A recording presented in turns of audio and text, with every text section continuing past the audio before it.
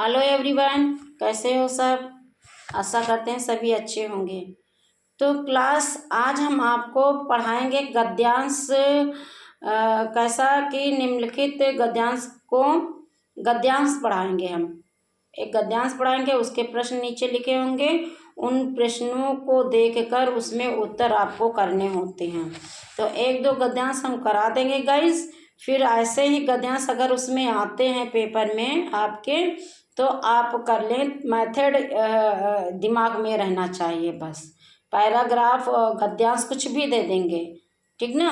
तो आपको बस ये समझना है कि हमें कैसे क्या करना है। तो आइए, आपको एक गद्यांश पढ़ा रहे हैं और उस गद्यांश के नीचे लिखे प्रश्न हैं, और देखते हैं कि कौन बच्चा मेरे द्वारा पढ़ाया गया गद्यांश सुनता है, समझता है और उसके नीचे लिखे प्रश्नों के सही सही उत्तर देता है। ठीक है, तो सारे बच्चे ध्यान से सुनिए। आपका पेज नंबर है 101 और बुक है आपकी हिंदी व्याकरण मंजूषा, ठीक ना। तो पेज नंबर 101, ठीक ना। तो निम्नलिखित गद्यांश को ध्यानपूर्वक पढ़कर उसके नीचे लिखे प्रश्नों के उत्तर यथा संभव अपने शब्दों में देना है आपको। ठीक, तो गद्यांश हैं, ध्यान से सुनिए, समझिए और नीचे लिखे प्रश्नों के उत्तर स्वयं अभ्यास करने की कोशिश करिए। इससे दिमाग जो है आपका तेज होगा। अगर कोई भी पैराग्राफ आपकी बुक से कहीं से भी आ जाता है, चाहे टीचर ने पढ़ाया हो या टीचर ने नहीं पढ़ाया हो, फिर आपको उस गद्यांश को समझ करके नीचे लिखे प्रश्न। कभी कभी बेटा ऐसा होता है कि सेम टू सेम प्रश्न नहीं दे देते, थोड़ा सा गद्यांश ऊपर घुमा करके देते हैं। कुछ शब्द आपको जोड़ने होते हैं, कहीं उसको तोड़ना होता है, अपनी भाषा में लिखना होता है। जरूरी नहीं कि आपने राजा के कितने रानियां थी तो आप लिख दो राजा के नाम, रानियों के नाम लिख दो, राजा के 3 रानियां थी, है ना। यहाँ से तो कहने का मतलब यह है कि आपके दिमाग को भी सही से इस्तेमाल करने के लिए वो जांच परख करते हैं कि आप कहाँ तक इसको समझ सकते हैं। नीचे प्रश्न देते हैं, ऊपर गद्यांश लिखा होता है, आपको पढ़ करके समझना होता है, कहाँ छोड़ना है, कहाँ क्या जोड़ना है, ये सारा होता है। तो आइए, समय बर्बाद नहीं करते हैं। तो हमने पेज बताया 101 गद्यांश हैं। इस दुनिया में जहाँ परिश्रमी, ईमानदारी व कर्तव्यपरायण लोग हैं, वहाँ कुछ ऐसे लोग भी हैं जो समाज के सीधे साधे आँख के अंधे गांठ के पूरे लोगों का शोषण करते हैं। हर बड़ा आदमी छोटे आदमी को कष्ट देता है। अगर किसी बड़े आदमी के घर में कोई आया, कोई ड्राइवर, कोई चपरासी है, तो उससे लोग बदतमीजी से बात करते हैं जैसे कि वो इंसान ही नहीं है। हाँ, पैसे से आपसे कमज़ोर है लेकिन इंसान तो है। नहीं उसकी कदर करो तो उसके काम की तो कदर होनी चाहिए आपको। अगर वो आपके घर ना आए तो आप की घर की सफाई नहीं होगी, कीड़े रेंगने लगेंगे, पोछा नहीं लगेगा, झाड़ू नहीं लगेगा, बर्तन नहीं धोएंगे, कपड़े क्या कैसे करेंगे आप अगर आप बड़े हुए हैं तो उन्हीं छोटे लोगों की वजह से ही तो बड़े हुए। उन्होंने मेहनत की है आपके पीछे, तभी आप यहाँ पर पहुँचे हैं। मत भूलिए, आप इंसान हैं, भगवान नहीं है, ठीक ना। तो वो भी इंसान ही है, थोड़ा आर्थिक स्थिति से कमज़ोर है। तो ये तो अपनी किस्मत का होता है, आज उनके पास कल उनके पास, है ना। ऐसे लोगों को समाज की जोंक कहा जा सकता है। जोंक जोंक होती है जो पानी में रहता है, ये कीड़ा जो चिपक जाता है वो आपके खून को चूस करके ही मानता है, आपको कमज़ोर कर देता है, आपको बीमार कर देता है। पहले हम लोगों के बचपन में क्या होता था, जब हमारे जानवर तालाब पोखरों में जाते थे स्नान कराने के लिए, पानी पीने के लिए, तो उसमें जोंकें हुआ करती थी, तो उनके थन में लग जाती थी। थन का मतलब होता है जहाँ से गाय भैंस का दूध निकलता है, तो उसमें लग जाती थी। तो हमारे घर में जब लोग उस पर खूब नमक ऐसे से डाला करते थे, कहते हैं कि जोंक नमक से छूट जाती है। लेकिन जैसे ही वो छूटती थी काफ़ी मक्सर वो करने के बाद मकसद करने के बाद जब छूटती थी तो उस भैंस का दूध, उसका मतलब जो आँचल होता था, जो उसका दूध होता था, वो बिल्कुल सिकुड़ जाता था, इतना रजा, क्योंकि उसका ब्लड वो चूस लेती थी, है ना। तो आज भी समाज में ऐसे लोग हैं कि समाज को धीरे धीरे खोखला करते हैं।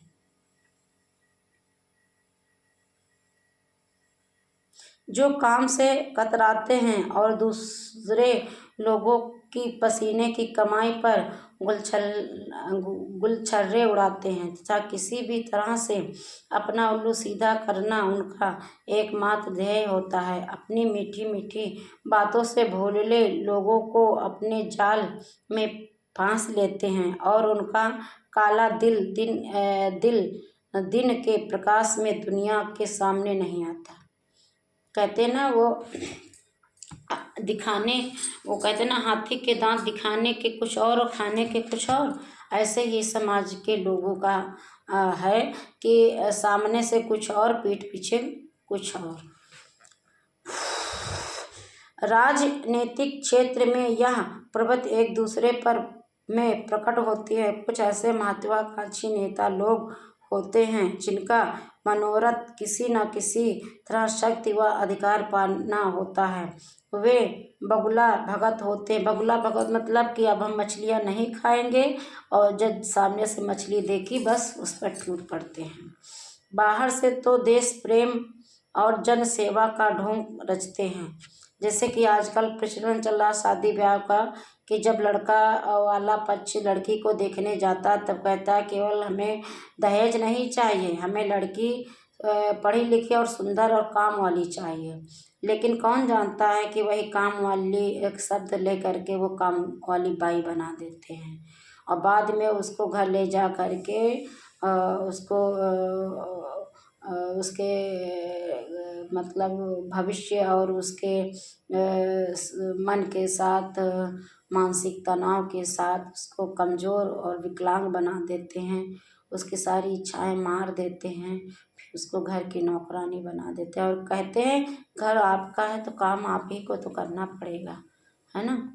तो कहने का मतलब यह है कि समाज में आज भी ऐसे लोग हैं। हर घर हर परिवार में अभी रावण मरा नहीं है, जिंदा है, और मन में जनता को भेड़ बकरी समझते हैं। राजनीतिक मंच पर होने वाले ऐसे नेताओं के भाषण में करुणा, बंधुत्व व आदर्शवाद स्पष्ट है, पर उनकी निगाह पद पर होते ही वे दरिद्र नारायण के भक्त होने का दावा करते हैं, पर सचमुच वे शक्ति व अधिकार के भक्त होते हैं। देश के नागरिकों का ऐसा व्यक्ति के प्रति क्या रुख और व्यवहार होना चाहिए, यह स्पष्ट करना आवश्यक प्रतीत होता है। इसके लिए नागरिकों को अनेक मोर्चों पर लड़ाई लड़नी पड़ेगी, जैसे भ्रष्ट राजनेताओं का भाड़ा फोड़कर उन पर खुलेआम मुकदमे चलाना, उनका चेहरा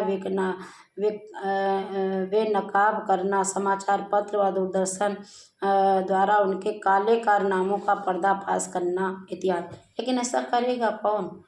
समाज में जो किसी के खिलाफ आवाज़ उठाता उसकी आवाज़ या उसे दबा दिया जाता, उसे मार दिया जाता, उसका परिवार नष्ट कर दिया जाता है। कौन करेगा ऐसा? कि हमारा समाज पहले के जो क्रांतिकारी थे वो बुगुल बजाते थे तो सब उनका साथ देते थे, लेकिन आज घर का भेदी लंका ढाहे, है ना। आपसे मीठी मीठी बातें करके मन ले लेते हैं, बाद में वही आप पर ऐसे प्रहार करते हैं कि आपको कहीं के नहीं रह जाते। केवल कानून से यह समस्या हल नहीं होगी, ऐसे लोगों का सामाजिक बहिष्कार आवश्यक है। अब बेटा हमने गद्यांश पढ़ा दिया है आप सभी को, सुने ना फर्स्ट ईयर वाले। पैराग्राफ हमने एक स्टार्ट कर दिया है। अभी हमने आपको 400 शब्द के जो है वो निबंध भी बता दिए हैं। आई थिंक मुझे लग रहा है कि मैंने 150 शब्द का शायद एप्लीकेशन बता दिया है। तो व्याकरण में धीरे धीरे वर्क कंप्लीट हो रहा है। तो जैसे हम कंप्लीट करवा रहे हैं बेटा, अपने भविष्य के साथ मत खेलिए। ये पहाड़ सी जिंदगी ऐसे नहीं चलती है। बहुत ही संघर्ष और कष्ट के साथ आगे बढ़ते रहिए। संघर्ष हैं जीवन में, कठिनाइयाँ हैं, अगर उनसे हार मान करके आप पढ़ाई छोड़ देते हैं तो भविष्य आपका बहुत ही खतरनाक और बहुत ही गलत रास्ते पर जाएगा। इसलिए सारे बच्चे शिक्षा को कभी मत छोड़िए, कभी भी नहीं छोड़िए, पढ़ते रहिए, निरंतर जीवन भर पढ़ते रहिए और आगे बढ़ते रहिए। समाज की जोक किसे कहा गया और क्यों? इसके उत्तर आप लिखेंगे, ठीक है। हमने पढ़ा दिया है आपको। ऐसे लोगों से समाज को क्या हानि होती है, यह प्रश्न भी आप करेंगे। इन लोगों के बारे में नागरिकों को क्या करना चाहिए, आप इसी गद्यांश में कर लोगे। आप इतना तो कर ही सकते हो ताकि आपके दिमाग में जो कचरा, जो कूड़ा भरा है, कम से कम इसी बहाने तो निकल के बाहर आएगा। प्रश्नों के उत्तर ढूंढेंगे आप, लिखेंगे आप, तो आपके दिमाग का जो वो है तो चलने लगेगा। वे दरिद्र नारायण के भक्त होने का दावा करते हैं, पर सचमुच वे शक्ति व अधिकार के भक्त होते हैं। ये भी प्रस्तुत कथन से किस भाव का पता चलता है? सेवा का भाव, मानवता का भाव, कपट का भाव, समर्थ का भाव। इसको भी आप टिक लगाएंगे। बगुला भगत किसे कहा गया है? ईमानदार व कर्तव्यपरायण लोगों को या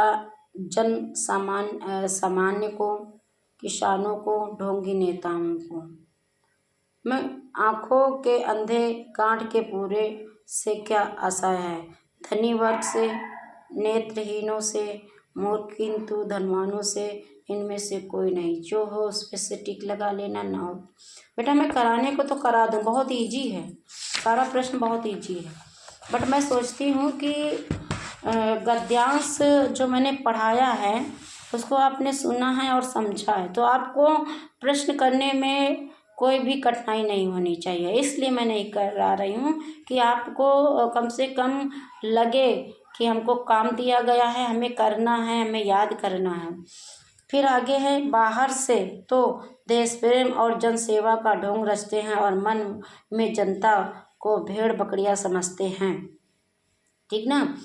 देश प्रेम और जन सेवा का ढोंग करने का क्या कारण है? फिर चुनाव का टिकट पाना, समाज में मान सम्मान बनाए रखना, भोली भाली जनता को अपने जाल में फंसाना। उपयुक्त सभी विकल्प जो भी हो टिक लगा देना, एक एक नंबर के हैं। पर्दापाश शब्द का सही अर्थ चुनिए। पर्दा लगाना, बातों को छिपाना, भेद प्रकट कर देना, इनमें से कोई नहीं। फिर सी हैं, जो काम से कतराते हैं और दूसरे लोगों को की पसीने की कमाई पर गोछल्ले उड़ाते हैं। रेखांकित शब्दों के लिए एक शब्द लिखिए। कर्म परायण, कामचोर, कर्मठ, आक्रमण। जो हूँ तो क्लास ये हमने आपको गद्यांश पढ़ाया है। मैं फिर बोल रही हूँ, पेज नंबर 101 तो गद्यांश है, तो गद्यांश पर आधारित प्रश्न है। आपकी बुक है काव्य व्याकरण मंजूषा फर्स्ट ईयर क्लास।